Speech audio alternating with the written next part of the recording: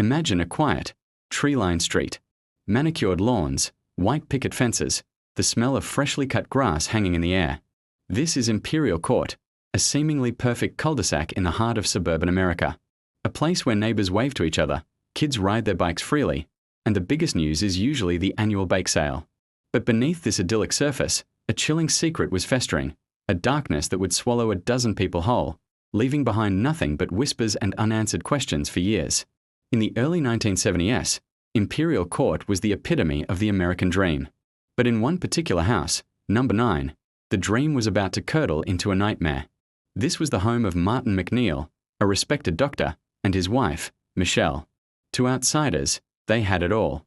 A beautiful home, 8 loving children, and a prominent place in their community. But inside those walls, a different story was unfolding. Martin wasn't just a doctor. He was a master manipulator, a man with a dark past and an even darker future. Our story begins not with a bang, but with a slow, creeping dread. It started with small oddities that neighbors might have noticed but quickly dismissed. Strange cars coming and going from the McNeil house at all hours.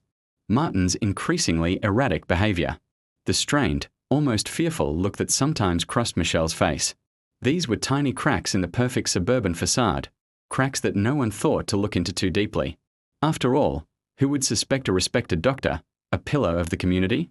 The first person to truly vanish wasn't from Imperial Court itself, but her disappearance was the catalyst for everything that followed. Her name was Anna, Martin's mistress from years prior. She disappeared without a trace, her case going cold almost immediately. Martin, of course, was questioned, but with his smooth talk and sterling reputation, he easily deflected any suspicion. The police had nothing concrete, and Anna's disappearance became just another unsolved mystery, a forgotten file in a dusty cabinet. But for Martin, it was a lesson. He had learned he could make people disappear. Back on Imperial Court, life continued its peaceful rhythm. But for Michelle McNeil, peace was a distant memory. She had discovered Martin's multiple affairs, his web of lies, and his fraudulent activities. He wasn't just cheating on her, he was forging documents, stealing identities, and living a complete double life. Michelle, a strong and intelligent woman, decided she had enough. She began documenting his crimes, gathering evidence, and preparing to expose him. She confided in a few close friends and family, telling them, "If anything happens to me, make sure it wasn't an accident." It was a chilling premonition of the tragedy to come. In April 2007, just a week after Michelle underwent cosmetic surgery that Martin had relentlessly pushed for, she was found dead. Her youngest daughter, only 6 years old at the time, found her lifeless in the bathtub. Martin's official story was that she had accidentally drowned, perhaps due to the lingering effects of the surgery medication. The police, deferring to the judgment of a grieving husband who was also a doctor, ruled the death accidental. The case was closed. Imperial Court mourned the loss of a beloved neighbor, and life, on the surface, went on. But for Michelle's older children, the story didn't add up. Their father's grief seemed staged, his explanations too convenient, and their suspicion turned to horror when, just a few weeks after their mother's death, a new woman moved into the house. Her name was Gypsy Willis, and Martin introduced her as the new nanny for the younger children. But the older kids knew the truth. Gypsy was one of their father's mistresses, and she wasn't just the nanny, she was taking their mother's place. She wore their mother's clothes, used her things, and even began to assume her identity. This is where the story of Imperial Court takes its darkest turn. The vanishing wasn't just about one person anymore. It was about the erasure of a life, of a memory. Michelle was being systematically replaced, and anyone who questioned it, anyone who stood in Martin's way, was about to face his wrath. Her children, particularly her daughter Alexis, became Martin's primary target. They were asking too many questions, pushing the police to reopen the investigation into their mother's death. Martin's behavior grew more and more tyrannical.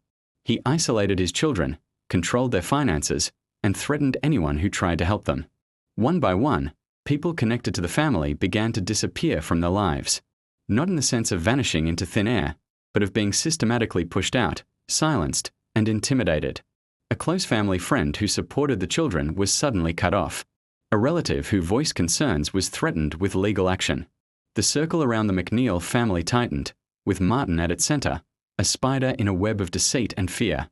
In a way, 11 more people vanished from that house on Imperial Court. First, Michelle's memory was deliberately erased. Then, the support system she had built for her children was dismantled piece by piece. Friends, family, and allies were intimidated into silence. The children themselves became ghosts in their own home, their voices stifled by their father's control. The vibrant, loving family that once lived at number 9 was gone, replaced by a hollow shell of fear and secrets. 12 vanishings in total, all orchestrated by one man. For years, the neighbors on Imperial Court saw nothing amiss. They saw a grieving widower trying to hold his family together with the help of a new nanny.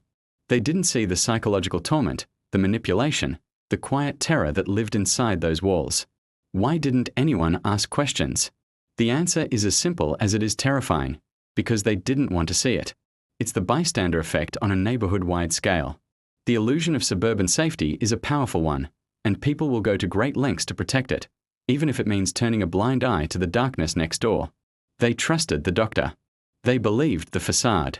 But Michelle's children, led by the relentless Alexis, refused to let their mother's memory be erased. They kept pushing, kept fighting, kept demanding answers. They gathered their own evidence, pieced together their father's lies, and presented a compelling case to a new set of investigators who were finally willing to listen. They uncovered Martin's past crimes, his military fraud, his fake identities, and the mountain of debt he was in, a powerful motive for wanting his wife and her life insurance policy out of the picture. The investigation was reopened. Michelle's body was exhumed, and a new autopsy was performed. This time, the medical examiner found a toxic cocktail of prescription drugs in her system, drugs Martin had procured and administered. The cause of death was changed from accidental drowning to undetermined. It was the breakthrough they needed. Martin McNeil, the respected doctor, was finally arrested, not for murder initially, but for the fraud and identity theft his daughters had helped uncover. While in prison for those crimes, the prosecution built its murder case against him. The trial was a media sensation. It pulled back the curtain on the perfect suburb and exposed the monster lurking within.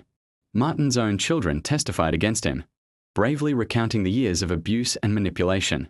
They told the jury how their father had drugged their mother, held her head underwater, and then celebrated her death by moving his mistress in. The jury was convinced.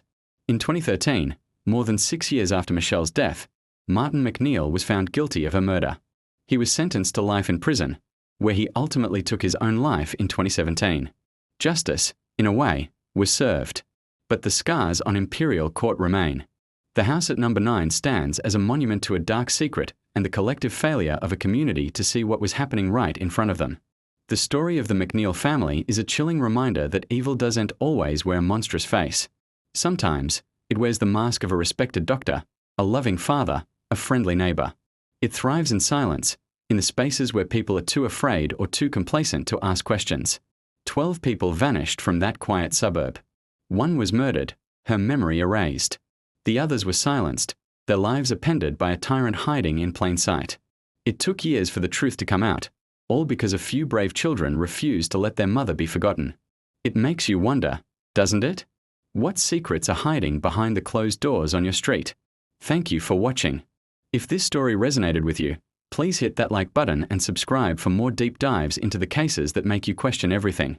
Until next time, stay aware and stay safe.